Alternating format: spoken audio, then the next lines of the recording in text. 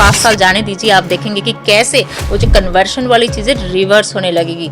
योगी जी इतनी जल्दी पीएम के पोस्ट के लिए नहीं दिखते। मुझे मोदी जी संन्यास लेते हुए नहीं दिखते हैं। देवेंद्र फडणवीस, नितिन गडकरी, अमित शाह, एक भी नहीं, एक भी नहीं इन तीनों में से। एस्ट्रोलॉजिकली मैं जो देखती हूँ कि जब तक शनि घूम के कर्क राशि में नहीं आता है तब तक एटलीस्ट साधुओं के ऊपर गोली चली थी, तभी जाके सारे साधु और एकजुट हो गए थे जी। और इतना कुछ हुआ था। वैसे ही कुछ तो अघटन होगी। रशिया और यूक्रेन में जो चल रहा है, अब प्रचंड युद्ध शुरू होगा। चाइना की टुकड़ा टुकड़ा होने में जो हेल्प करना, सपोर्ट करना, तो उसमें नॉर्थ कोरिया साथ देगा। तो 2026-27 दोनों में ही गोल्ड में बहुत ज्यादा एक छलान आपको देखने को मिल जाएगा। कम्युनिज्म ने बंगाल को खत्म कर दिया है। सालों साल कम्युनिज्म रहने से जो वायलेंस आ गई है, अभी इलेक्शन मतलब ही वायलेंस। सोमंगल की महादशा जब आएगा, हम धीरे धीरे जाएंगे वार की तरफ, तो जाएंगे इस साल के एंडिंग में, अगले साल जाएंगे 2027 तक हमारे पास पीओके आना है।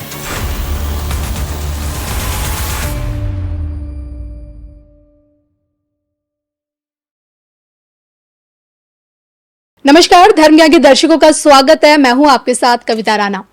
आज के इस पॉडकास्ट में हमारे साथ एक ऐसी करिश्मेटिक पर्सनैलिटी हैं जिनकी बातों को, जिनकी भविष्यवाणियों को पूरी दुनिया कान लगाकर सुनती है। आइए हम स्वागत करते हैं एस्ट्रोलॉजर शर्मिष्ठा दास जी का, जो एस्ट्रो शर्मिष्ठा के नाम से ज्यादा मशहूर है। मैम, सबसे पहले तो आपका धर्म ज्ञान में स्वागत है। नमस्ते आप सबको, आपके सारे व्यूअर्स को नमस्ते, जय Shri Ram and very very happy to be here. मैं मैम के बारे में बता दूं अपने दर्शकों को कि मैम ने ही अहमदाबाद प्लेन क्रैश की जो दुर्घटना थी बहुत पहले प्रेडिक्ट कर दिया था और उसे दोबारा रिकॉल किया, ट्विटर पे बताया कि 5 जून के दिन, और देखिए 12 जून को हादसा हमारे सामने था। और इतना ही नहीं, ईरान और इजराइल के बीच में जो चीज़ें, जो जंग के हालात देखे गए, उसकी भी मैम ने प्रिडिक्शन की। अब देख सकते हैं कि पॉलिटिकल प्रिडिक्शंस मैम की एक्यूरेट जाती हैं, और नॉट इवन पॉलिटिकल बल्कि वर्ल्ड वाइड भी इनकी अब तक की प्रिडिक्शंस हमेशा एक्यूरेट की गई हैं। अब आज के इस पॉडकास्ट में हम मैम से जानने की कोशिश करेंगे कि हमारा आने वाला फ्यूचर क्या कहता है, इंडिया का फ्यूचर क्या कहता है, और सबसे बड़ी बात जो कि प्रत्येक सनातनी ये जानना चाह रहा होगा कि आज की डेट में भी कि आने वाला कल सनातन को लेकर कितना उज्जवल है। तो आइए सबसे पहले मैम मैं आपसे यही जानना चाहूंगी, सनातन का उत्थान विश्व पटल पर किस तरह की एक ब्यूटीफुल पिक्चर आपको अभी नजर आ रही है? बहुत सही सवाल पूछा आपने। ये एक सवाल मुझे बहुत लोग पूछते रहते हैं, खासतौर से मेरे ट्विटर में, हर जगह पे, मैम सनातन का क्या होगा, सनातन का क्या है। जिस तरीके से जो है ना डेमोग्राफी हमारी चेंज हो रही है भारत की, दुनिया भर में एक्चुअली, पर हम भारत के बारे में ज़्यादा बात करेंगे कि हिंदुओं की जनसंख्या जिस तरीके से घट रहा है, आने वाले 5, 7, 10 साल बाद हम कहाँ पे खड़े रहेंगे जी। पहली बात यह है कि अभी जो एक पूरा धरती, खासतौर से इंडिया, भारत की मंगल का महादशा शुरू होने वाला है सितंबर से। तो मंगल जो है कि योद्धा प्लैनेट है, हम सबको पता है, देवताओं का सेनापति है मंगल।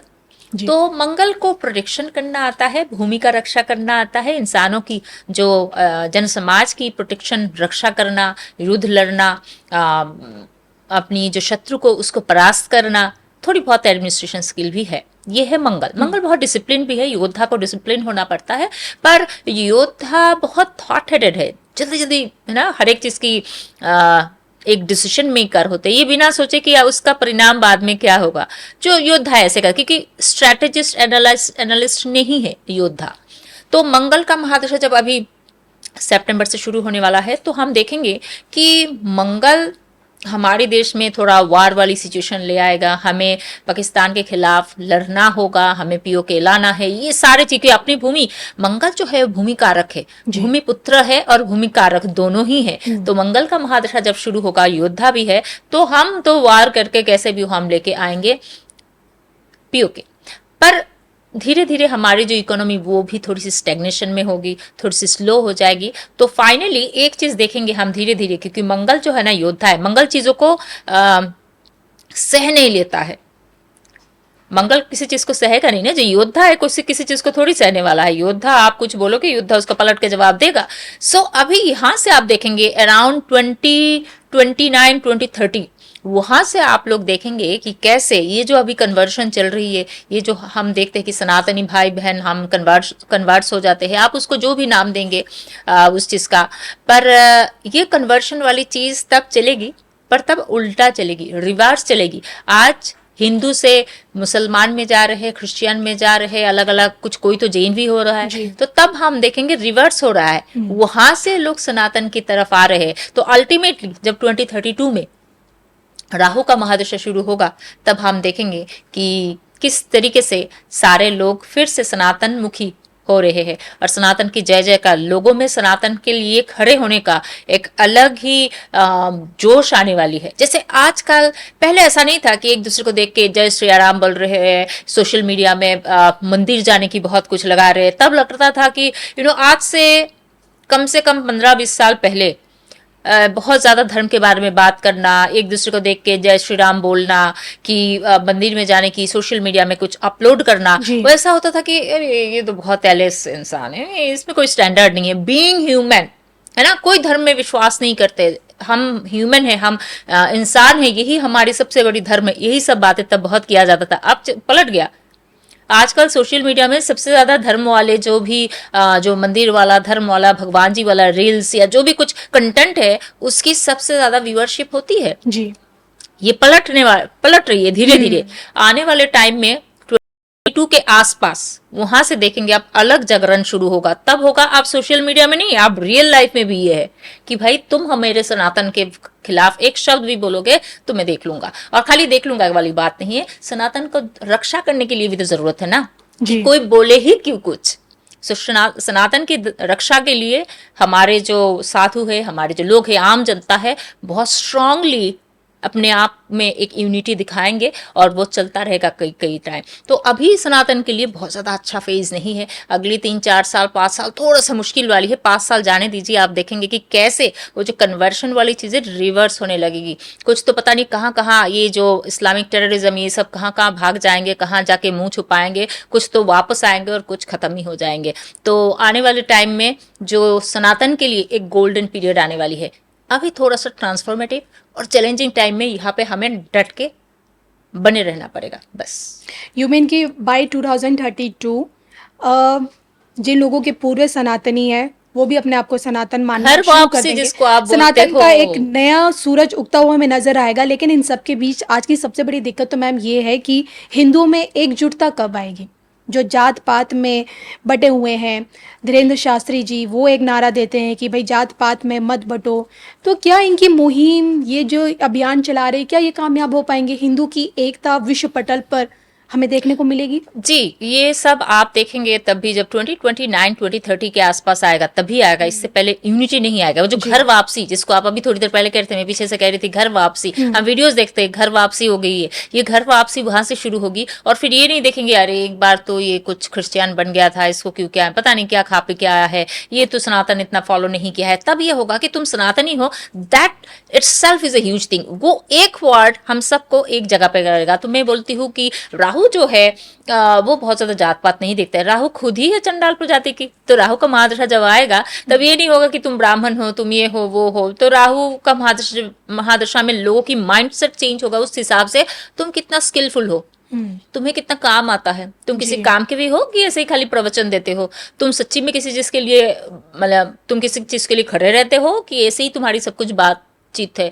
तो राहु के महादशा में लोगों की अपनी स्किल से पहचान होगी, इस चीज से नहीं है कि भाई मैं तो ब्राह्मण के घर का हूँ। अच्छी बात है, ब्राह्मणों को हम बहुत सम्मान करते, होना भी चाहिए, पर उसी के वजह से आप अलग अलग मत में जाएंगे, लोगों को डिवाइड करेंगे, ये उतना नहीं। हाँ, अमीर गरीब वाली डिवाइड तो चलती रहेगी, उसमें कोई इक्वलिटी यूनिटी नहीं आने वाली है। क्योंकि राहु के महादशा में हम देखेंगे कि जो आने वाले टाइम में अमीरी गरीबी वाली बात थोड़ी और ज्यादा हो जाएगी, पर ये जात के लिए जो एक विभाजन हो रही है वो चीज तो खत्म होने वाली है आगे जाके, पर अभी इतनी जल्दी नहीं है, टाइम है। राहु की दशा में सोच बदलेगी तो परिवर्तन आएगा। लेकिन देखिए आज की सबसे बड़ी हकीकत ये कहती है, प्यू रिसर्च सेंटर की रिपोर्ट कहती है कि पिछले 10 सालों में मुसलमानों की जो जनसंख्या है वो बहुत तेजी से बढ़ रही है। 21% से हिंदुओं की जनसंख्या 12% से 12% हिंदुओं का और 21% मुसलमानों का विद इन पिछले 2010 से लेकर 2020 तक। और जिस तरह से आबादी हिंदुओं की घट रही है, मुसलमानों की बढ़ रही है, उसको देखते हुए एस्ट्रोलॉजिकली क्या भविष्य है ऐसा कि अब तक हम बोलते थे कि हम दो हमारे दो, अब क्या आगे हमें बोलना पड़ेगा कि हम दो हमारे तीन, अगर हिंदुओं को बचाना है? जिस तरीके से डेमोग्राफिक चेंज हो रही है, परसेंटेज बढ़ रही है, ऑब्वियसली समझ में आता है कि जैसे लोग मुझे पूछते हैं कि मतलब हिंदू रहेगा भी, इस्लामीकरण भी हो जाएगा, आपसे बहुत लोगों ने पूछा होगा पूरे भारत का। कि मतलब हिंदू कुछ रहेंगे भी नहीं, हिंदू रहेंगे, एकदम ही रहेंगे। और ये हम कोई इस्लामिक स्टेट नहीं बनने वाले हैं। हमारी कॉन्स्टिट्यूशन अभी जैसा चल रहा है वैसा ही चलने वाली है। और आगे आने वाले टाइम में जो कल की अवतार है इसी भारत में आने वाले हैं। और कल की अवतार कोई मुसलमान के घर में पैदा नहीं होने वाले हैं। तो यहाँ पे जो है सनातन की जय जयकार आगे होनी है। जैसे मैंने बोला कि आप 2029 2030 आप आने दो, 2030 तक आप देखेंगे जिस तरीके से अभी 21% प्लस यहां से वहां जा रहा है ना, मुस्लिम डेमोग्राफी बढ़ रही है। मतलब मुस्लिम डेमोग्राफी मतलब कहने का मतलब दो तरीके से बढ़ रही है। एक तो उनकी जो बर्थ रेट है हाई है, और दूसरा है कि हमारे लोग कन्वर्ट्स हो रहे हैं वहां पे। मतलब आप इसको हिंदी में जो भी बोलते हो, मेरी हिंदी इतनी अच्छी नहीं है, कि यहाँ से हम धर्म परिवर्तन करके वहां जा रहे। तो ये जो धर्म परिवर्तन वाली चीज है, ये चीज तो उल्टा होने वाली है। आप सबको मैं ये कह रही हूँ कि एकदम डट के रहिए सनातन के लिए, कि ये जो हम देखते हैं कि हमारी जो लव जिहाद चलती है, जो भी है, ये सब बंद होने वाली है। 2030 आने दीजिए कि ये जो भी चीज मुहिम शुरू हुई है, तो मुसलमान डेमोग्राफिक घटेगी उन लोग की, प्लस जो हमारी धर्म परिवर्तन वाली चीज चली है ये घटेगी नहीं, ये बंद होगी। और जो सनातन की जो जय जयकार है, सनातन के लिए जो यूनिटी है, सनातन के लिए कट्टर वाली, जैसे शिवसेना एक पार्टी थी जो हिंदुओं के लिए बात करता था, है ना, बाला साहब ठाकरे की, अब वो नहीं रहे। वो पार्टी का भी अभी सब मतलब आइडियोलॉजी अभी चेंज हो गई है। तो ये चीज हम आगे जाके राहु के महादशा में देखेंगे। ऐसे कई सारे पार्टी, कई सारे चीजें शुरू हुई है जो जरूरत है। हमारे देश में अभी ऐसी कोई पार्टी नहीं है क्या? सनातन के लिए ऐसी कोई पार्टी है? नहीं है। सनातन के लिए भाजपा को देखा जाता है, देखा जाता है, पर उस हिसाब से नहीं है जिस तरीके से बाला साहेब की पार्टी आए थे कि हाँ हिंदुओं के लिए है। उनका ही नेवर सेड दैट मैं सेकुलर हूँ। उन्होंने कहा मैं हिंदुओं के लिए और हिंदू का है। इसमें आप उन्होंने मार्किंग लेवल कर दिया है अपने आप को। वैसे लोग आप देखेंगे, ऐसे बहुत सारे लीडर देखेंगे, लोग देखेंगे आप सामने आने वाले सिर्फ हिंदुओं को रक्षा करने के लिए। और तब अपने आप होगा कि ये जो मुसलमानों की डेमोग्राफी ये घटने वाली है। This is the highlight. आप इस चीज को सेव कर लो अपने दिमाग में। पर हाँ, ये अपने आप नहीं होने वाला है, हमें ही कुछ करना पड़ेगा, हमें ही लड़ना पड़ेगा। पर हाँ, हमारी डेमोग्राफिक कहीं अभी तो बहुत नीचे चल रही है, परसेंटेज चल रही है। वो आगे जाके 2030 के आगे हिंदुओं की जय जयकार होगी, सनातन की जय जयकार होगी, और सनातन की जो संख्या है वो बढ़ने लगेगा। दो हिसाब से ऑब्वियसली बर्थ रेट तो हम बाकियों की तरह नहीं चलते कि हम 10 बच्चे पैदा कर ले। हमारे हम वी आर इकोनॉमिकली अवेयर, क्योंकि हम स्किलफुल लोग चाहते हैं, है ना। हम इसलिए नहीं चाहते, आप जितने भी डिलीवरी बॉय देखेंगे, जितने भी कुछ देखेंगे, वो सब हिंदू बहुत कम होते। क्यों? क्योंकि हिंदू पढ़ लिख के उसने अपना स्किल कमा लिया, वो अच्छे जॉब में जाएगा। वो ऐसा थोड़ी है कि सामान यहाँ से वहां ले जाने के लिए उसकी वो उसने माँ बाप ने उसको पढ़ाया नहीं है। तो हिंदू की डेमोग्राफी की स्किल बहुत बढ़िया है। तो हमारी आगे जाके भी ऐसे नहीं होंगे कि 10 बच्चे हो, पर ये जो कन्वर्जन हो रही है यहां से लेके वहां तक, इसकी वापसी होगी। ये वापसी होगी। खाली मुसलमानों की नहीं, क्रिश्चियन, बुद्धिस्ट, जो भी कुछ कर रहे हो सबकी। और जितने भी टेररिज्म फैलाने वाले लोग हैं, आधे तो कहीं गायब भी हो जाएंगे, आधे तो यहाँ वहां छुपेंगे, और बाकी खत्म। इन सब के बीच सनातन का एक नया सूरज उगेगा 2032 तक, आपकी सबसे न्यू प्रिडिक्शंस। लेकिन सनातन के इसी सूरज का नेतृत्व कोई नया चेहरा करेगा? वो बहुत सारे आएंगे, जैसे मैंने कहा, एक नहीं बहुत सारे आएंगे उस टाइम में। बहुत जैसे हमारे पवन कल्याण है, फिर अन्नामलाई है, जो इंडिया हमारे नॉर्थ से भी लोग हैं, और योगी जी तो है ही है। तो ये सारे लोग होंगे, और भी नए लोग आएंगे। आपको आज से 12-13 साल पहले, 15 साल पहले अन्नामलाई पता नहीं था नए लोग आने वाले हैं। सो ऐसे और नए लोग आएंगे। 2027 इसको बहुत क्रूशियल ईयर इसलिए माना जा रहा है क्योंकि बाय 2027 यूपी का इलेक्शन है एंड बाय 2027 दो महीने बाद यानी कि नवंबर में पीएम मोदी जी का भी बर्थडे है, 75 के वो कंप्लीट हो जाएंगे।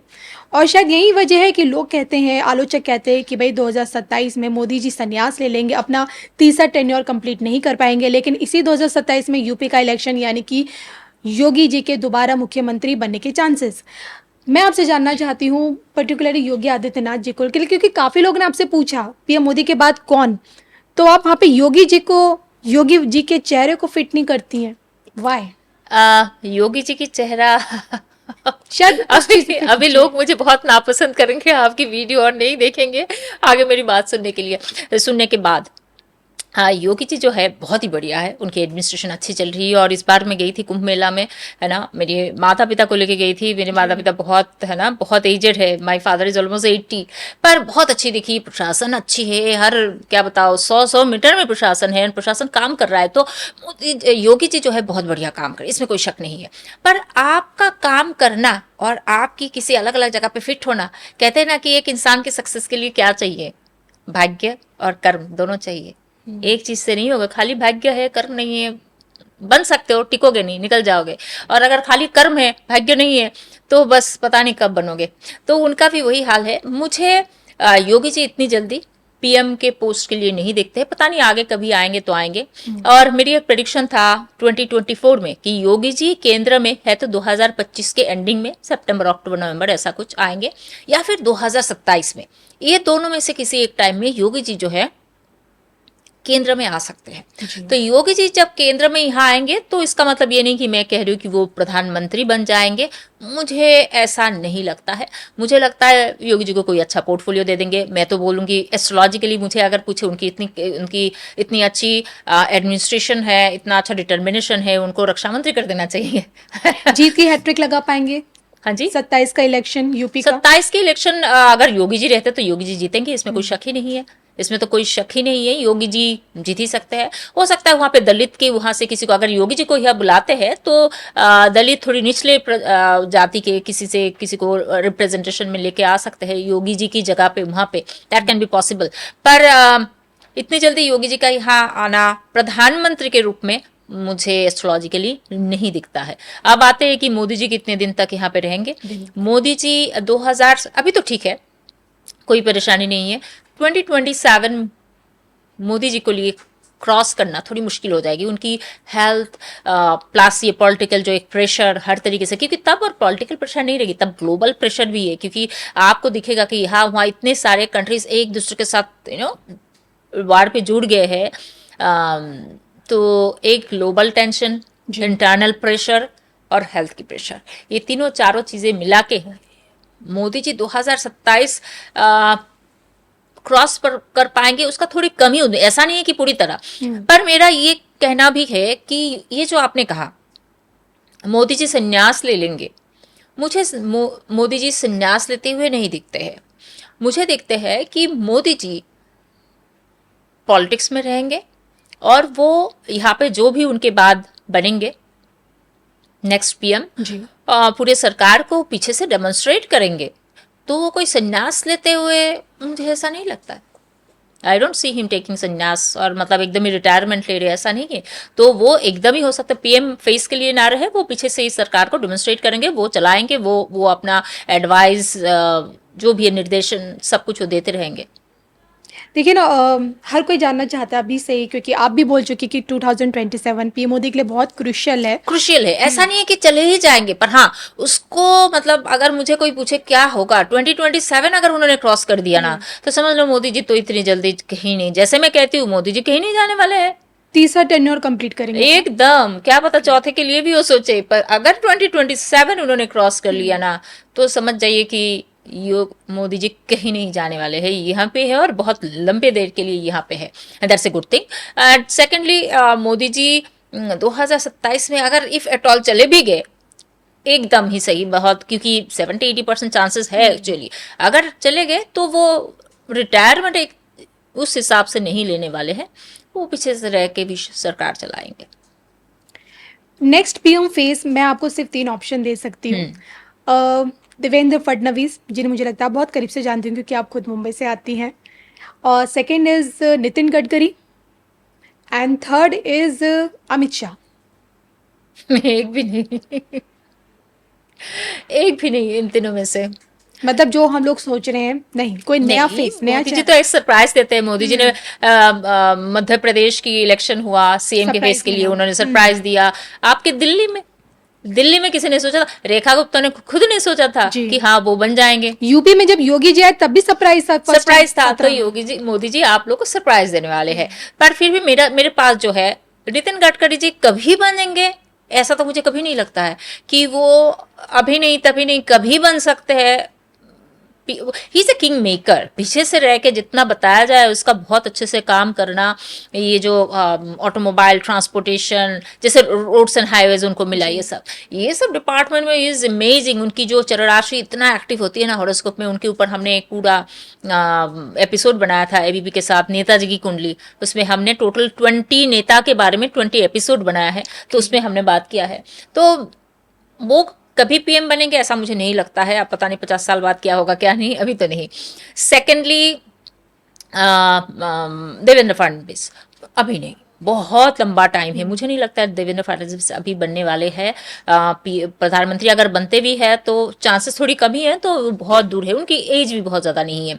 एंड फाइनली अमित शाह जी, मुझे नहीं लगता है अमित शाह जी के आगे 2027-28 के बाद से उनके टाइम उतना कैरियर वाइज उनके टाइम उतना अच्छा नहीं लग रहा है। मुझे लगता है लीगल ट्रबल, ये वो बहुत कुछ उनके चारों तरफ प्रॉब्लम आ सकता है। तो इतने उनके कैरियर में इतनी राइज हो जाना मुझे वो नहीं दिखता है। दो लोग हो सकते हैं थोड़ी बहुत देखो, किसी के नाम ऐसे लेना बहुत मुश्किल होगा, पर मुझे इतना समझ में आ रहा है ऐसा कुछ होना चाहिए जिनको मोदी जी पीछे से चला पाए।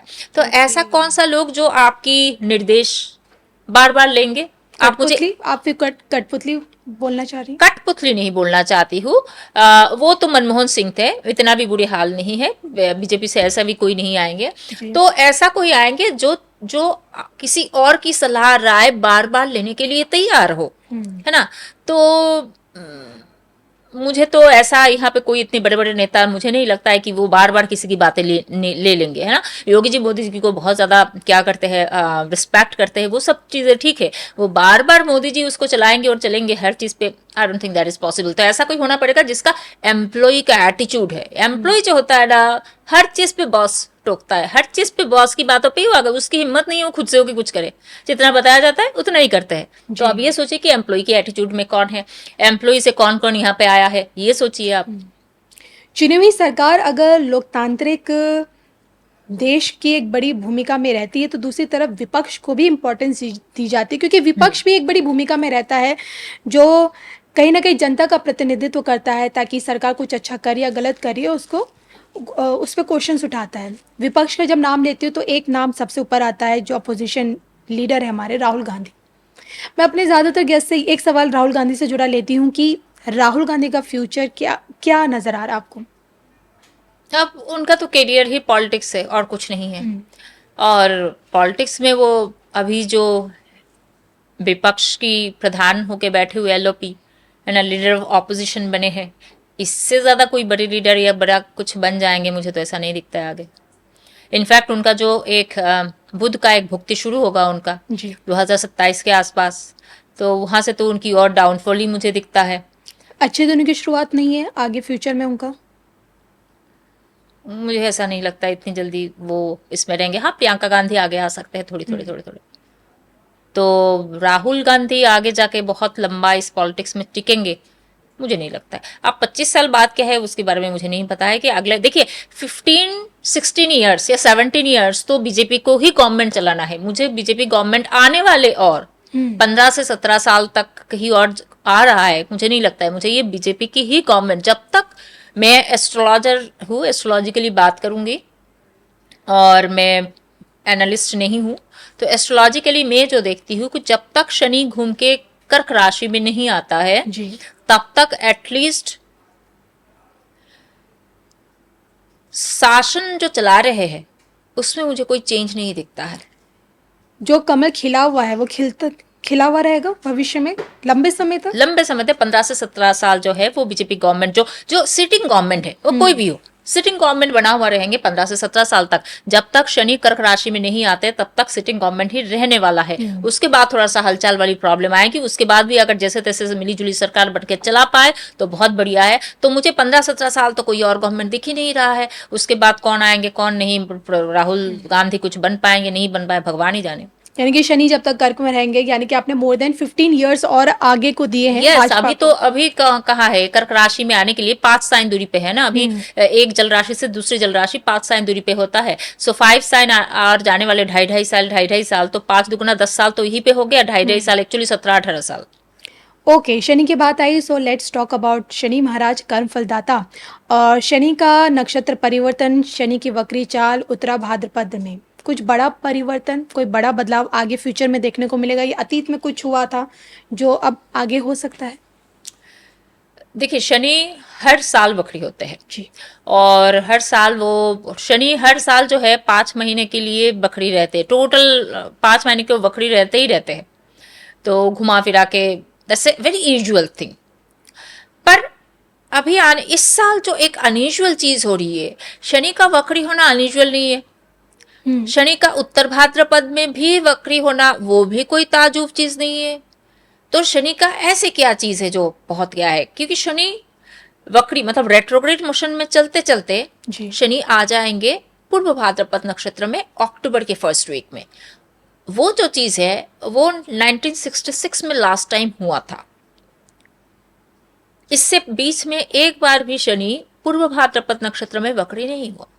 तो 1966 वो एक साल है जो साल वो भी 1966 के भी वो वैसे ही अक्टूबर नवंबर में शनि पूर्व भाद्रपद में ऐसे उत्तर भाद्रपद से वक्री होते होते पीछे आते आते वो पूर्व भाद्रपद में वक्री हुए थे। जी। तो 1966 एक ऐसा साल है जिस साल इंदिरा गांधी भारत को पहली जो महिला प्रधानमंत्री मिली थी।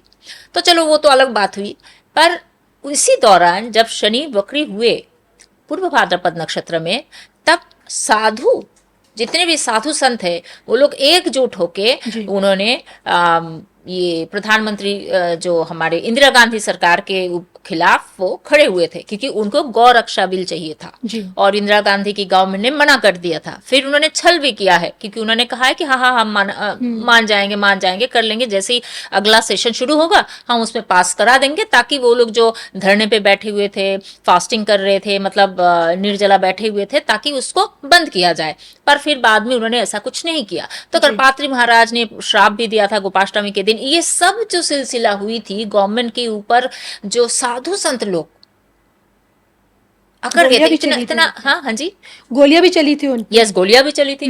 तो ये सारी चीज तब हुई थी जब शनि पूर्व भाद्रपद नक्षत्र में वक्री था, जो 59 इयर्स पहले ये हुई थी और इस साल फिर से होने वाला है। तो आप समझ जाइए 2-3 चीज इस साल होने वाला है। हर बार तो गोरक्षा बिल नहीं हो सकता है और हर बार तो यही बिल्स को लेके नहीं हो सकता है।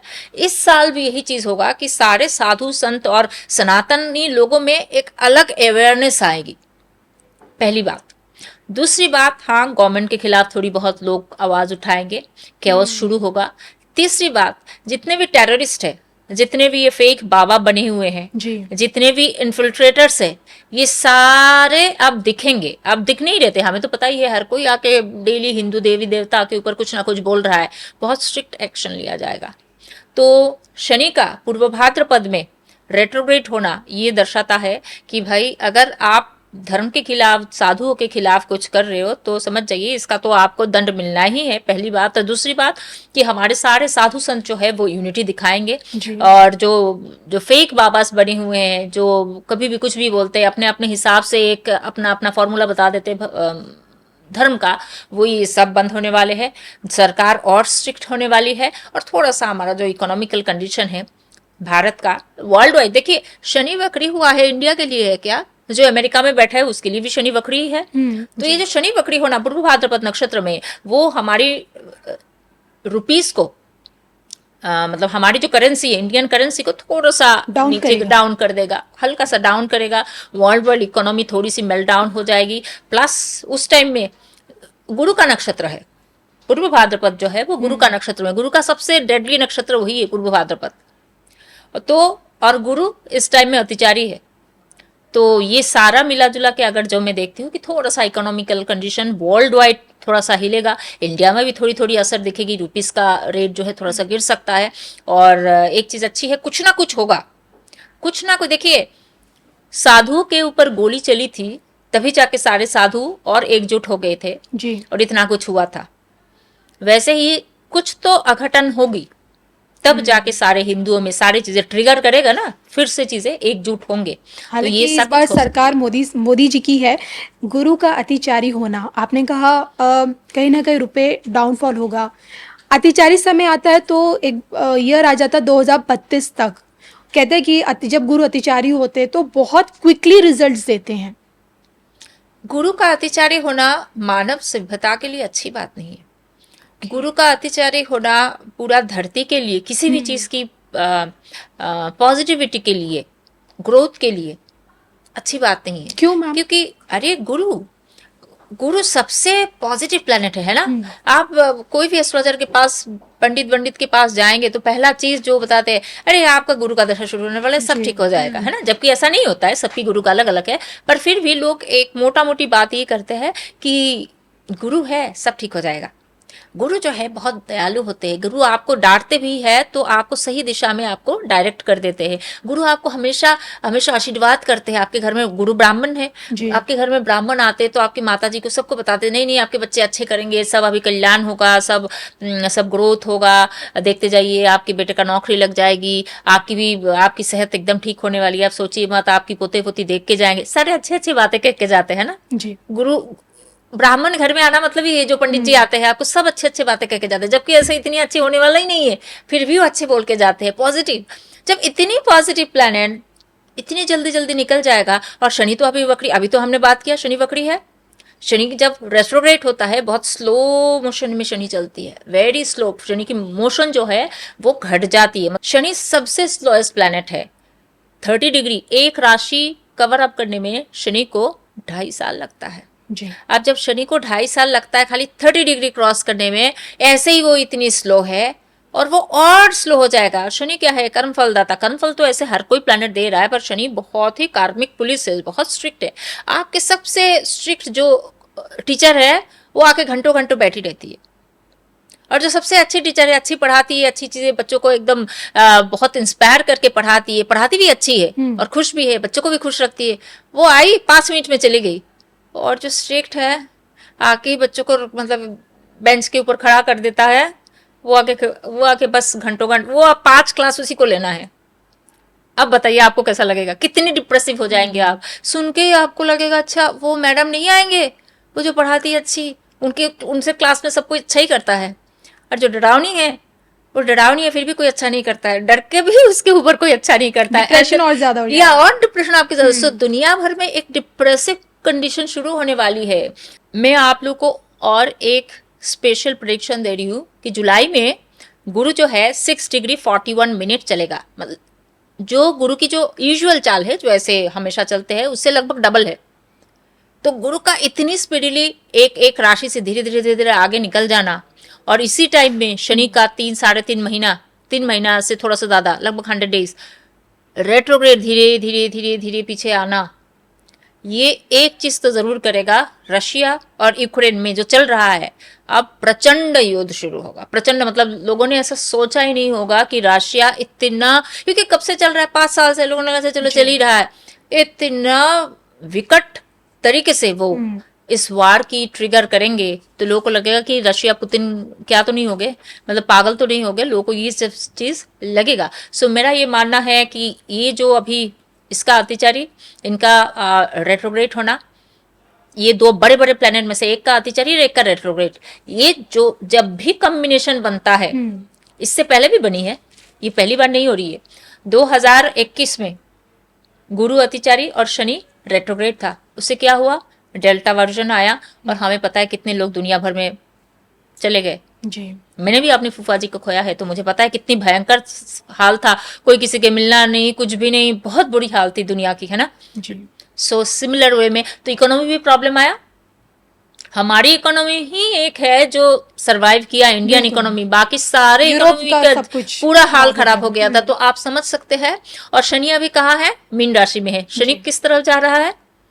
गुरु में, नहीं, शनि किस तरफ जा रहा है आगे, मतलब वक्री मीन गति। राशि से मेष में। मेष में जा रहा है। मेष जो है ईस्ट डायरेक्शन है ना। शनि ईस्ट का मालिक नहीं है, शनि थोड़ी ईस्ट का, सूर्य है ईस्ट का मालिक।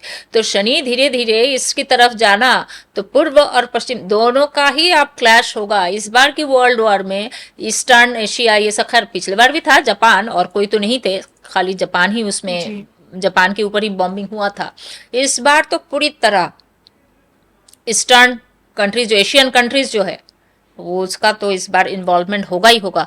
तो ये शनि का वक्री और गुरु का अतिचारी, ये दोनों का कॉम्बिनेशन जो है दुनिया भर में थोड़ा सा तबाही ज्यादा लाएगा, इकोनॉमिक मेल्टडाउन दिखेगी हमें।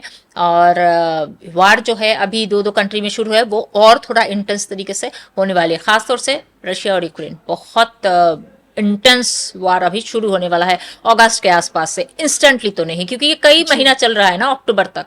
तो वहां आपको दिखेगा, ऐसा लगेगा कि पुतिन पागल हो गया। पर हाँ, रशियन इकोनॉमी डाउन नहीं जाएगी। यस। आपके इस प्रेडिक्शंस को लेकर मेरा भी एक अंदाज़ा लग रहा है कि आपने कहा ना कि बहुत एक इंटेंस वॉर देखने को मिलेगी। हाल ही के आंकड़े भी हैं, अभी हाल ही में रशिया ने यूक्रेन पे हमला किया, 700 ड्रोन, 10 बमबार, दर्जनों मिसाइलें लगाई। लेकिन इन सब के बीच Kim Jong Un, North Korea का जो एक सन की तानाशाह उसे कहा जाता है, और हर कोई यही सोच रहा है कि अब जब किम जोंग उन आगे फ्रंट में आके रशिया को पूरी तरह से सपोर्ट कर रहा है, तो क्या इसी की सन की तानाशाह की जो एक सनक है पूरी दुनिया को निगल जाएगी? आपने कहा ना इंटेंस वॉर देखने को मिलेगा। रशिया यूक्रेन, हमें पता है इतने सालों से आपस में लड़ रहे हैं, लेकिन अब वो लड़ाई एक मौत का मुंह बन जाएगी। यस, पर ये जो आप कह रहे हो ना दुनिया को निकल जाएगी, नहीं, थोड़ी थर्ड वर्ल्ड वॉर होने वाला है 2025 में। वो सब उसका एक प्रिलिमिनरी चीजें चल रही है, ये सब बढ़ते बढ़ते बढ़ते बढ़ते एक दिन थर्ड वर्ल्ड वॉर होने वाली है। पर थर्ड वर्ल्ड वॉर यहाँ थोड़ी है, वो होते होते 2029 2030 ये सब टाइम आएगा, कई साल बाकी है। तो कई साल में और भी वार होती रहेगी, दो दो तीन तीन चार चार कंट्रीज में होती रहेगी। यमन आ जाएगा, पता नहीं वेनेजुएला आ जाएगा, पता नहीं कौन कौन सा कंट्री इसमें धीरे धीरे ऐड ऑन होने वाली है। सो अभी जो चीज चल रही है, ये तृतीय विश्व युद्ध का एक स्टार्टिंग फेज चल रही है, वो बस स्टार्ट हो गई है समझ लो। तो जैसे आपने कहा Korea, north Korea, Kim Jong जो है वो रशिया को बहुत सपोर्ट करते हैं, क्योंकि दोनों की आइडियोलॉजी, कम्युनिज्म की आइडियोलॉजी बहुत अच्छी चलती है। अब मैं एक चीज बहुत इंटरेस्टिंग और एक आपके साथ शेयर करती हूँ। इस बार मंगल और केतु का युति हुआ, सबको पता होगा क्योंकि आप लोग एस्ट्रोलॉजी के चैनल्स देखते रहते हैं, है ना, तभी आप यहाँ पे भी देख रहे हो। सो जो मंगल और केतु का युति हुआ है, कंजंक्शन हुआ है लियो साइन में, ये कब हुआ था? इससे पहले आपको लगेगा कि ये तो हर 18 साल में होता ही होगा, क्योंकि केतु घूम घूम के एक ही राशि में आ जाता है 18 साल में, और 1.5 साल में तो मंगल खुद ही हर राशि में पहुंच जाता है, नए नए राशि में फिर से दोबारा। पर ऐसा नहीं है, मंगल और केतु की ये जो युति हुआ है और चल भी रहा है एक्चुअली इंटेंसली, वो 22 जुलाई के आसपास वो बहुत ही सेम डिग्री कंजंक्शन होगा, एक ही डिग्री में, अभी एक ही राशि में है दोनों, थोड़ा डिग्री के लिए अलग अलग है। तो ये चीज जो होगा वो 1989 में लास्ट हुआ था, वो भी लगभग 35-36 साल पहले हुआ था। और वो वही साल था जब सोवियत रशिया टुकड़ा टुकड़ा हो गया था, कम्युनिज्म जो है घट गई थी, तभी तो वो अलग अलग हुए थे। तो कम्युनिज्म की 12 बज गई थी 1989 में। तो जब जब मंगल और केतु की युति होगी, वो भी सिंह राशि में, सिंह राशि की बात कर रही हूँ, वहां पे आपकी कम्युनिज्म नहीं चल सकती है। सिंह राशि जो है ना, वो सबको समान नहीं देखता है। किंग राशि है, रॉयल्टी की राशि है, मतलब राजा की राशि है। राजा है मतलब ही कोई प्रजा है। ये राजा वाली जो चीज है वो आपकी कम्युनिज्म की बात नहीं करता है। कम्युनिज्म तो वो है कि कोई राजा नहीं है, कोई कुछ नहीं, सब समान है जी। और सिंह राशि में जब भी कुछ बहुत ज्यादा प्लैनेट आ जाती है, वो कम्युनिज्म की बात 1% नहीं करेगा, सबको समान एकदम नहीं बोलेगा। वो प्रजा वाली बात कहाँ है? उसके ऑपोजिट एक्वेरियस साइन में है, कुंभ राशि में है। तो कुंभ राशि में अगले साल जाने वाला है शनि ना, शनि तो कुंभ राशि से आया मीन राशि में। मैं बीच बीच में आपकी भी टेस्ट ले लेती हूँ। कुंभ राशि जो है ऑपोजिट में, वो बोलता है कम्युनिज्म, मतलब हर कोई सेम है, प्रजा की बात करता है। और अभी कौन है कुंभ राशि में? राहु। ओके। तो राहु ऑलरेडी उस राशि में है विच इज फॉर जनता, आम जनता की राशि है, कुंभ राशि में। और केतु और मंगल की युति हो चुकी है लियो साइन में। तो आप ये समझ जाइएगा कि रशिया की तो परेशानी और बढ़ने वाली है। या फिर जहां कहीं पे भी, अभी रशिया में कम्युनिज्म नहीं चल रही है, अभी तो रशिया में है ना उनका अपना प्रेसिडेंट व्लादिमीर पुतिन। हाँ, तो जी। अभी रशिया में वो नहीं है जी। कम्युनिज्म वाली चीजें, वो ऐसा नहीं है, पर उनका आइडियोलॉजी उसी हिसाब से पहले जैसा था। कम्युनिज्म वाली चीजें ऐसे नहीं है उतना, पर वो जो कम्युनिज्म वाली आइडियोलॉजी है, ये सबसे ज्यादा आप कहाँ पे है? चाइना में। तो चाइना की समझ जाइएगा अभी धीरे धीरे धीरे धीरे बैंड बजने वाली है। तो वो जो आप कह रहे थे कि किम जंग वो दुनिया खा जाएंगे, नहीं, वो जब भी थर्ड वर्ल्ड की बात आएगी, रशिया और चाइना में जब वार होगी, तो वो रशिया का साथ देंगे, एकदम देंगे। तो चाइना की टुकड़ा टुकड़ा होने में, चाइना को अभी नहीं है और 10-12 साल टाइम, जब चाइना की टुकड़ा टुकड़ा होने में जो हेल्प करना, सपोर्ट करना, तो उसमें नॉर्थ कोरिया साथ देगा। हालांकि ये देखना बहुत ताज्जुब भी होगा, क्योंकि कहीं ना कहीं किम जोंग उन चाइना को भी पूरी तरह सहयोग करता है। लेकिन इन सब के बीच देखिए, गुरु का अतिचारी होना, शनि की चाल में परिवर्तन, जो भी प्लानिटरी पोजीशंस हैं, उन सब के बीच दुनिया, आम जनमानस ये जानना चाहते हैं अपने इन्वेस्टमेंट को लेकर कि उनकी ग्रोथ इकोनॉमिकली कैसी हो। तो लोग आपसे जानना चाहते हैं कि इन सालों में 2025, 26, 27, या मैं मान लूँ कि विद इन आने वाले 5 इयर्स में लोगों को कहाँ इन्वेस्टमेंट करनी चाहिए ताकि उनको इकोनॉमिकली ग्रोथ मिले अपनी फैमिली के लिए। बहुत अच्छी क्वेश्चन है, वो कम से कम पर्सनली लोगों को फायदा देगा। आप सबको गोल्ड और सिल्वर में करना चाहिए। और मैंने एक वीडियो बनाया था किसी के साथ, ऐसे ही पॉडकास्ट था, वो एक्चुअली फाइनेंस में रिसर्च कर रहे हैं, इंडियन है पर यूएस में रहते हैं, फाइनेंस में रिसर्च कर रहे हैं, पीएचडी कर रहे हैं। तो उनके साथ मेरी एक पॉडकास्ट था। तो वहाँ पे ये थी कि cell gold and bye silver.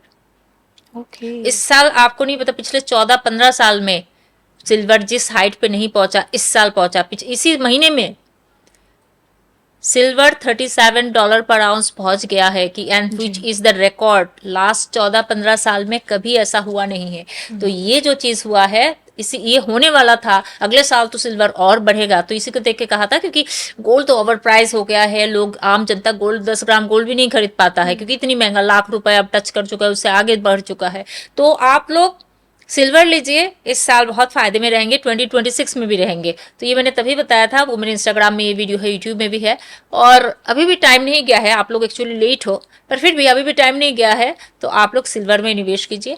और गोल्ड में भी अगर आपके पास सामर्थ्य है, तो कैपेबिलिटीज है, तो आप गोल्ड में निवेश कीजिए। 2027 में गोल्ड से निकलना। गुरु और सूर्य, यही दोनों प्लैनेट से हम गोल्ड को देखते हैं। तो गुरु जब अगले साल उच्च का होने वाला होगा, तो गुरु उच्च का होने से गोल्ड की प्राइस आगे जाएगा। उसके बाद फिर से वो वही सूर्य के राशि में, राजा की राशि में जाएगा। तो ये जो एक्सपेंसिव चीज़ है, उन लोगों की प्राइस में और थोड़ी सी वृद्धि आएगी, खासतौर से गोल्ड का।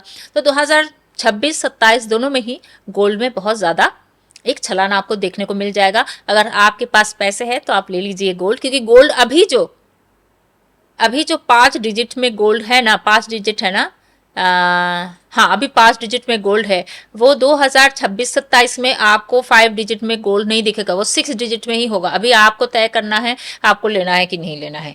और सिल्वर भी बहुत बढ़िया कर रहा है। तो अगले साल तो अभी खरीदिए, अगले साल गोल्ड में आप प्रॉफिट बुक कीजिए। और अभी गोल्ड खरीदिए, अगले साल या अगले साल जितना आप होल्ड कर सकते हो बढ़िया है। तो गोल्ड और सिल्वर जो है, that is going to be very safe. और एस्ट्रोलॉजिकली कौन कौन से सेक्टर हैं जहाँ पे आपको ग्रोथ नजर आ रही है फ्यूचर में? देखिए, डिफेंस सेक्टर जो है वो तो मैं कब से बोल रही हूँ, defence is going to do good और अच्छा कर रहा है ऑलरेडी। मेरा मानना है pharma, insurance, defence, energy sector, थोड़ा बहुत फार्मिंग सेक्टर जो है वो अच्छा करेगा, पर उसमें बहुत कम ही क्या है एक्चुअली स्क्रिप्ट्स है। सोलर पावर एनर्जी, उसको आप जो भी नाम दो, यही सब सेक्टर आने वाले टाइम में अच्छा करेगा। चलिए, अब इन सब के बीच थोड़ा बहुत बैंकिंग इंश्योरेंस भी करेगा। आप उस पर भी जब बैंक की स्क्रिप्ट नीचे आए तो प्लीज आप लोग बैंक की स्क्रिप्ट ले लीजिए, वो अच्छा रहेगा सबके लिए। चलिए, बात कर लेते हैं अब हम वेस्ट बंगाल की, जहाँ से आप खुद आती हैं। और मुझे पता है कि लोग जो नहीं जानते, मैं उन्हें ज़रूर बता दूँ कि मैम भी बंगाली हैं और वेस्ट बंगाल को आप बहुत करीब से भी जानती होंगी, वहाँ की पॉलिटिक्स को, क्योंकि वहाँ की मिट्टी से आप हैं। वहाँ के कल्चर को भी आप बहुत अच्छे से समझती हैं, वहाँ के लोगों को भी आप बहुत अच्छे से जानती होंगी। और मैं उतना नहीं जानती हूँ, इसीलिए मैं वहां नहीं रहती हूँ, क्योंकि वहां के लोग को मैं समझती नहीं हूँ। वहां रहने के बाद मुझे हेडेक हो जाती है। So that's the reason I stay in Maharashtra. Maharashtra में मेरी लगभग 20 साल से ज्यादा हो गई है, तो मैं अब महाराष्ट्रियन टाइप ही बन चुकी हूँ और बंगाल से मैं दूर हो गई हूँ। ये कभी आपने सोचा है कि बंगाल के लोग हमेशा ममता बनर्जी को ही क्यों चूज करते हैं? हम्म, क्योंकि बंगाली, ये वीडियो तो पता नहीं, खैर हिंदी वाले लोग देखते हैं, बंगाली ज्यादा नहीं देखते हैं तो शायद मैं बच जाऊं, क्योंकि बंगाली अपने आप को सेल्फ प्रोक्लेम्ड इंटेलेक्चुअल मानते हैं। वो समझते हैं कि वो सबसे ज्यादा जानते हैं, सबसे ज्यादा समझते हैं। बंगाल तुम जो आगे आगे सोचोगे, बंगाल आज सोचता है, ऐसे वो लोग सोचते हैं। वो टाइम था, अभी नहीं रहा है। सो बंगालीज, आई डोंट नो, वो आइडियोलॉजी उन लोगों की थोड़ी सी गड़बड़ हो गई है कई सालों से, क्योंकि कम्युनिज्म ने बंगाल को खत्म कर दिया है। सालों साल कम्युनिज्म रहने से जो वायलेंस आ गई है, अभी इलेक्शन मतलब ही वायलेंस, ये बहुत आम बात है उनके लिए, आम बात है। अगर आप बंगाल में जाके बोलते हो कि यहाँ पे इतने लोग मर गए इलेक्शन में, मतलब ठीक है, वो तो कब से ये कोई, मतलब मैं अगर मेरी बुआजी वगैरह में जाके ये सब बोलूँ तो हाँ कैसे हुआ है देखना, सच्ची में खराब हुआ है, बस उतना ही। क्योंकि it's been so long, so many years they were listening the same thing. क्योंकि पिछले 35 साल से वो लोग वही सुनते हुए आ रहे हैं कि यहाँ पे कुछ हुआ तो वहां गड़बड़ हो रहा है, वहां पे कुछ वोटिंग हुआ, वहां पे कुछ हंगामा हो गया, लोगों को मार डाला, घर से निकाल के मार this very natural to them. ये उन लोग की पॉलिटिक्स में ये कल्चर आ गई है, वायलेंस वाली कल्चर। तो इसको मिटाने की इतनी आसान नहीं है, बहुत टाइम लगेगा। बहुत टाइम लगेगा। तो आपको लगता है कि वहाँ की लीडरशिप में कोई परिवर्तन है अब? एकदम। मुझे नहीं लगता है कि 2026 का जो इलेक्शन ममता बनर्जी वहाँ पास कर पाएंगे।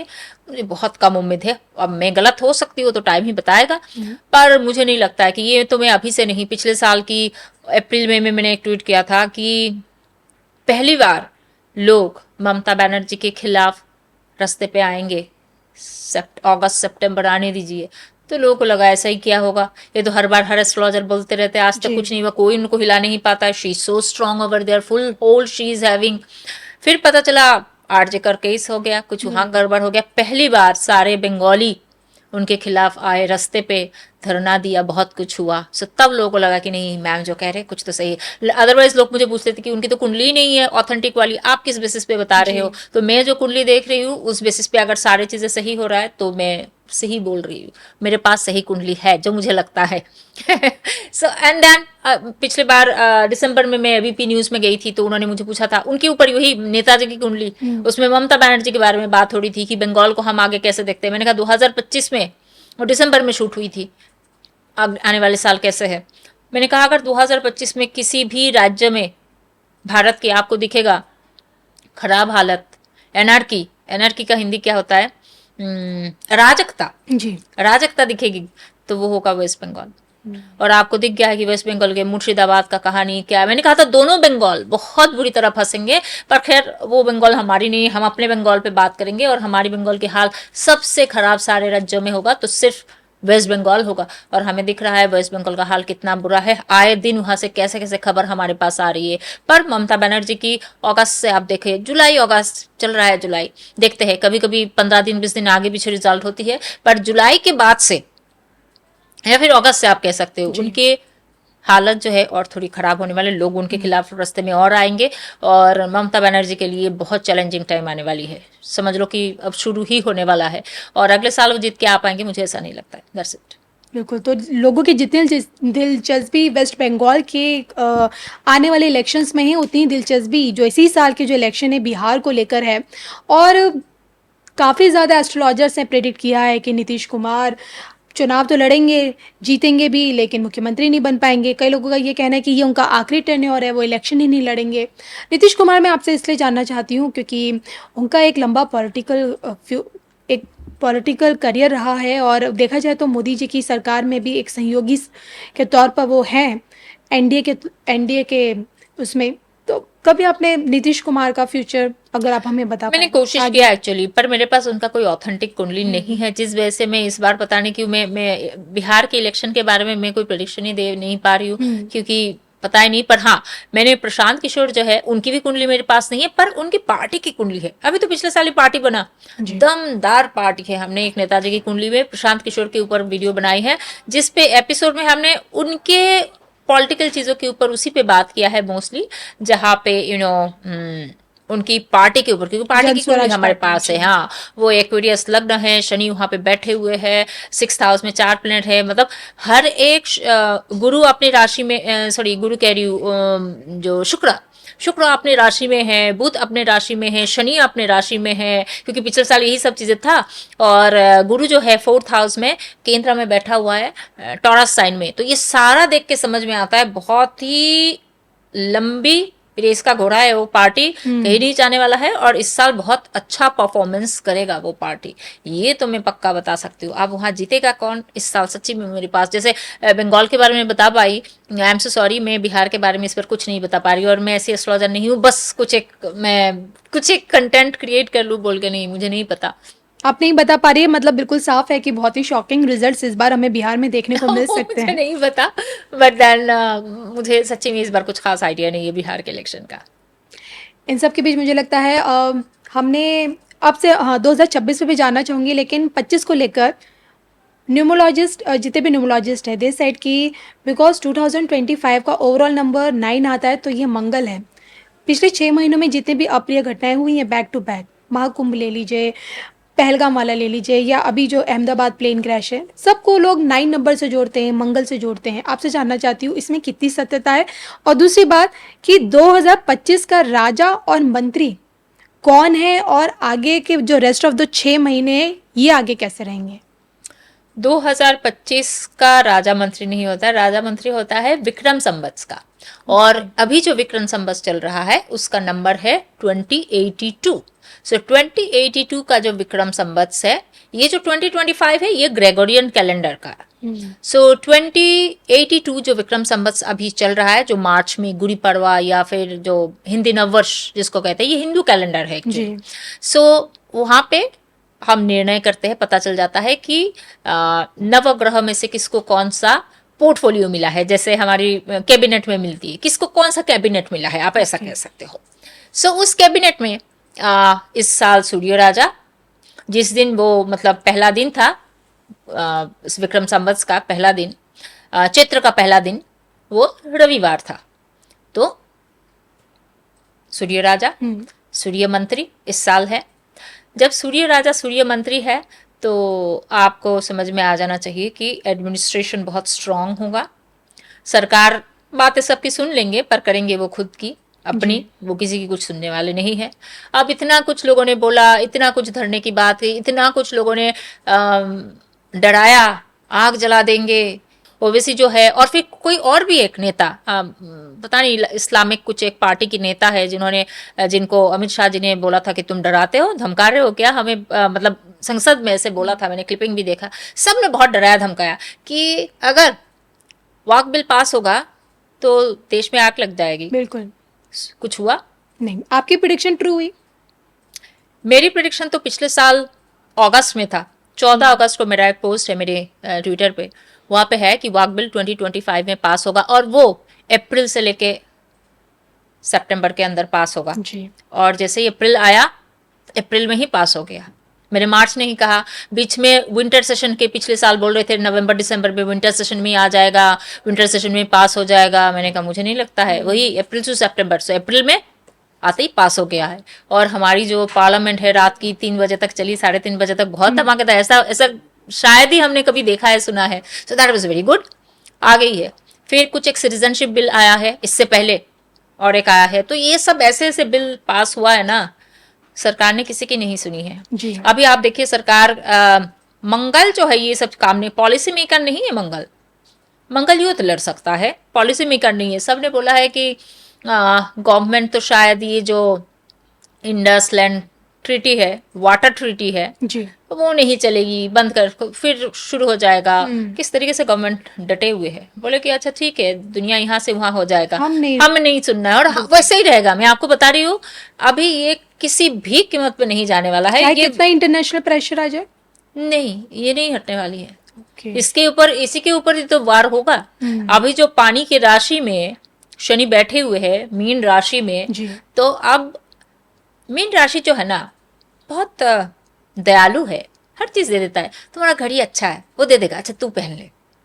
तुम्हारा ये अच्छा है, अच्छा ठीक है, वो हर चीज पे खुश रहता है, देता है। वो दानी, दान का साइन है, दान का राशि है मीन राशि। बहुत ही मुनि ऋषियों की राशि है मीन राशि में, जो है ना मेटेरियलिस्टिक, ये चाहिए ये चाहिए, ये सब नहीं है। अब मीन की राशि में जब शनि आ गया है, शनि का कहना है तुम डिजार्व करते हो तभी दिया जाएगा, वरना कोई दान वान नहीं है। दान भी अपात्र में दान नहीं करना है, तुम डिजार्व करते हो दान लेना, तभी तुम्हें दान दिया जाएगा। तो पाकिस्तान डिजर्व नहीं करता है पानी पाना, तो अभी दान बंद हो गई है। शनि जहां कहीं पे भी जाता है, वहां की भाव को कम कर देता है, श्रिंक कर देता है, एक्सपांशन नहीं करता है। एक्सपांशन करता है गुरु, और गुरु तो मीन राशि से कब का निकल गया, 3-4 साल पहले निकल गया। अभी क्या होना है, अभी कहना है कि भाई जितना जितना डिजर्व करते हो उतना ही मिलेगा, मुफ्त नहीं चलेगी। अभी यही चीज हो गई। शनि जैसे ही आया मई महीने में, शुरू वाटर ट्रीटी कैंसिल हो गया इंडस वैली, सब कुछ, और ऐसे ही चलेगा। This is very strict government, this is not war, this is not Mangal वाली चीज। मंगल की वजह से एक्सीडेंट हो सकती है, मंगल की वजह से बाकी चीजें, वो सब बाद में बात करेंगे। तो ये जो सूर्य राजा सूर्य मंत्री, ये जो हमें एडमिनिस्ट्रेटिव स्किल है ना, मोदी 3.0 का मेन फ्लेवर, मैंने कहा था कि ऐसा ऐसा ऐसा सरकार आपको मोदी 3.0 जैसा स्ट्रिक्ट, स्ट्रॉन्गर, ब्राइटर, बेटर और स्ट्रिक्ट एडमिनिस्ट्रेशन आपको नहीं दिखेगा। लोगों ने मेरे ऊपर बहुत हंसा था, बहुत। आप मेरे ट्विटर में जाके देखेंगे, बोलेंगे अरे 300+ के साथ कुछ नहीं कर पाए, आप 272 नहीं कर पाए, अल्पमत की सरकार लेके हाँ, चल और रहे हैं। उसमें कैसे क्या कर लेंगे। मैंने कहा वो तो मुझे नहीं पता, मैं एनालिस्ट नहीं हूँ, मुझे प्लैनेट्स पता है। एंड इट सेज आने वाले टाइम में मोदी 3.0 बहुत ही दमदार रहेगा, बहुत ही स्ट्रिक्ट रहेगा। और हमने देखा ऐसे ऐसे पॉलिसीज पहले पास नहीं हुआ, अब हो गया है, हमने वाक बिल हटा दिया है, और भी बहुत कुछ होगा। सो ये मेरा कहना है। अभी वो सुप्रीम कोर्ट उसको थोड़ा रिव्यू कर रहे हैं, वहां से भी वो पॉजिटिव रिजल्ट आएगा, आप देखते जाइए। तो ये सारे चीजें जो है इस वजह से हुआ। जो अभी आपको दिखता है कि वार वाली चीज है, वो तो हमारी मंगल दशा शुरू होने वाली है, तो उससे पहले से ही शुरू हो गई है। और इस साल जो है, जैसे मैंने कहा था, मंगल बहुत लंबा नीच का था, बहुत लंबा, लगभग more than I don't know, almost 2.5-3 महीना मंगल नीच का था। फिर पीछे पीछे पीछे मंगल आया मिथुन राशि तक, फिर से आगे चला गया, तो वो मिथुन कर्क, ये जो कैंसर और जेमिनी में टू एंड फ्रो हुआ, वो कई मतलब पिछले साल से चल रहा है अभी तक। अभी तो जाके पहली बार वो मंगल सिंह राशि में आया, तो केतु के साथ युति बनाया। ये सारे के चक्कर में एक्चुअली जो मैंने कहा था कि 2025 जो चीज इतना वायरल हुआ, इसी चीज को देख के कहा था। मंगल की क्या देख के नहीं बताया था कि ये मंगल का है, ये साल तो बहुत एक्सीडेंट होगा, तो कुछ भी और एक्सीडेंट होता। हवाई एक्सीडेंट ही क्यों होगा बोला, क्योंकि वो मिथुन राशि में जब बहुत ज्यादा चलता है, मृगशिरा नक्षत्र है, फिर आर्द्रा नक्षत्र आ रहा है, गुरु मृगशिरा से आर्द्रा नक्षत्र में आया है। अभी नेचुरल कैलामिटीज और ज्यादा कहीं ना कहीं पे होगा, बहुत भयंकर नेचुरल कैलामिटी होगी। तो ये सब चीजों से ये जो सारे एस्ट्रोलॉजर फैला रहे कि इस साल मंगल का है, इस साल मंगल का है नंबर से, दिस इज क्या बताओ, एब्सोल्युटली आई मीन ये तो मैं कभी ना एक्सेप्ट करूं। अगले साल आ रहा है जहां पे गुरु जो है राजा है और मंगल मंत्री है। तो वो देखा जाएगा कैसे क्या है, उसके बारे में हम किसी और वीडियो में अगली बार आपसे बात करेंगे, लोगों को बताएंगे कैसा रहेगा अगला साल उस हिसाब से। पर यहाँ पे मेन चीज जो है, मंगल का महादशा आ रहा है, तो हम देखेंगे कि हाँ विल बी पुश्ड फॉर वार। हम वार की तरफ जाएंगे ही जाएंगे। क्यों? मंगल तो प्रोटेक्ट, मंगल को अपना भूमि चाहिए, क्योंकि मंगल भूमि कारक है, भूमि का रक्षा करना है, मंगल को आता है। सो मंगल की महादशा जब आएगा, हम धीरे धीरे जाएंगे वार की तरफ, जाएंगे इस साल के एंडिंग में, अगले साल जाएंगे 2027 तक हमारे पास पीओ के आना है, बस will be doing it. Ma'am जाते जाते बस आपसे धर्म ज्ञान के जितने भी दर्शक हैं उनके लिए एक संदेश। मैं सारे दर्शकों को 2 चीज बताना चाहती हूँ। कि एक तो सबसे पहले पूछना चाहूंगी कि आप लोगों ने इतना कुछ सुना इतने देर से, इसके लिए धन्यवाद। और आप लोगों को कैसा लगा प्लीज़ बताइए। कुछ नया जानना चाहते हैं, कुछ और सुनना चाहते हैं जो स्पेसिफिक हो तो प्लीज़ कमेंट सेक्शन में लिखिए। और दूसरा, जैसे हम समझते हैं कि जो है ना कुकिंग अब ऐसा नहीं रहा कि औरत ही करे, जी। आदमी औरत सबको अभी कुकिंग सीखना चाहिए, है ना। तो कुकिंग पता नहीं कब कैसे काम लग जाए, और ये एक स्किल है, बेसिक स्किल में आ गया है, सीखना चाहिए, जानना चाहिए। सिमिलरली एस्ट्रोलॉजी, ज्योतिष एक ऐसा चीज है हर एक को आना चाहिए। इसलिए नहीं कि हर कोई प्रेडिक्शन करे, हर कोई प्रेडिक्शन थोड़ी कर रहा है, हर कोई प्रेडिक्टिव नहीं बन सकता है। ये लाखों में करोड़ों में एक इंसान होगा जो इतने प्रेडिक्टिव बनेगा। आपको अपनी कर्म को समझने के लिए, क्योंकि आप जब एस्ट्रोलॉजी सीखते हो ना, आपको अपनी जिंदगी की एक्सेप्टेंस, कर्मों की एक्सेप्टेंस धीरे धीरे आती है, क्योंकि आप समझते हो कि कैसे, क्योंकि कुंडली जो कुछ नहीं है, आपकी डेस्टिनी का ही एक वर्जन है, उसको हम डिकोड करते रहते हैं ये ग्रह तारा नक्षत्र की पोजिशनिंग से। तो उसको जब आप समझने लगते हो धीरे धीरे आपको जिंदगी बहुत सारी चीज़ों में शांति आती है, क्योंकि आपके मन सब कहता है कि नहीं मेरे साथ ही ऐसा क्यों हो रहा है, ये सारी चीज़ें आपको समझ में आ जाएगी। तो हर एक इंसान को यहाँ से जो भी ज्ञान प्राप्ति हो रही है धीरे धीरे उसको सिस्टमेटिकली सीखिए, जानिए, समझिए, बस इतना ही करते रहिए। चलिए, इसी के साथ मुझे और मैम को दोनों को अनुमति दीजिए। नमस्कार।